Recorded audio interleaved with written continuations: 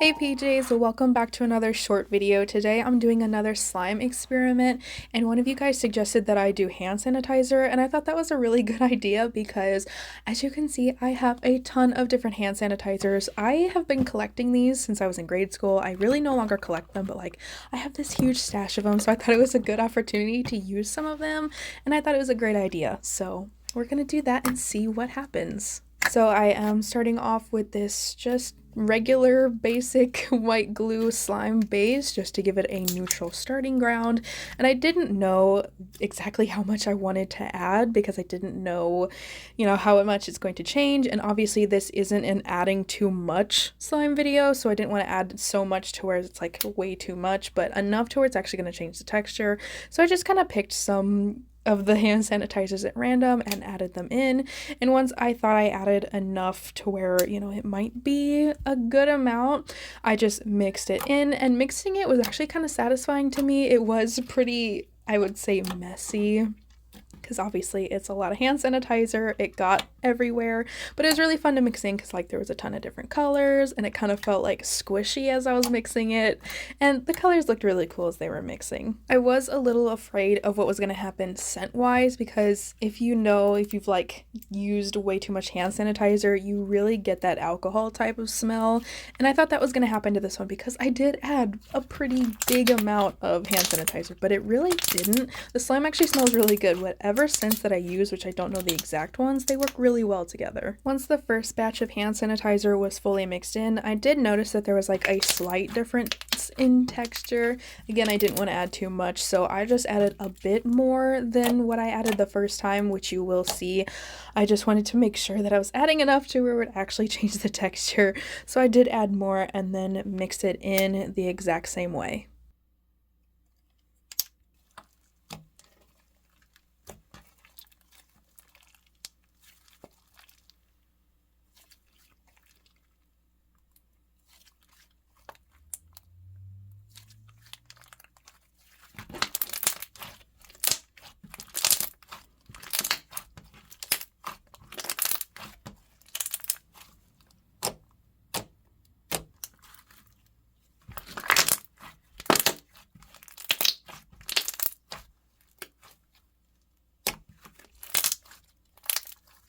Once that was fully mixed in, I decided that was enough. It did make the slime more bouncy, kind of chewier than what the base normally was, and it created really good bubble pops.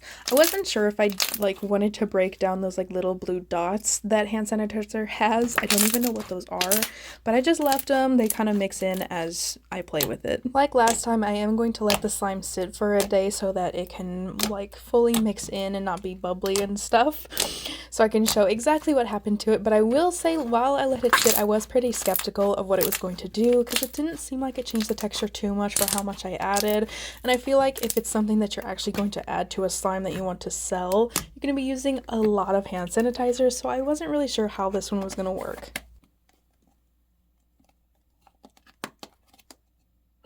And after letting it sit for a day, I will say sadly there wasn't too much change to it. It did like mostly let out all of the air that was trapped in it, so that's good, but it stayed almost the exact same as before I added the hand sanitizer. It's still pretty glossy. I will say the bubble pops seem to be a lot louder in general, so I would say that's probably the biggest difference, but besides that, nothing really changed. It's still got that kind of slight jiggle that the base had to it anyways. It's still pretty much the same stretchiness, and I don't really feel a lot of texture difference.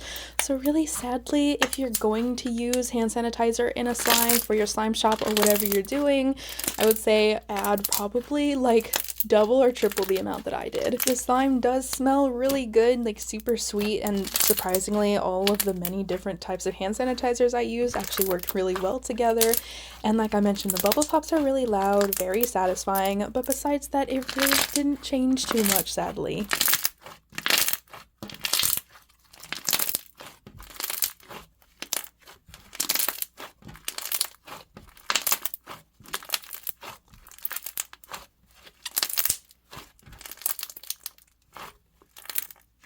And with that, that is the end of this slime experiment, and I really hope you guys enjoyed.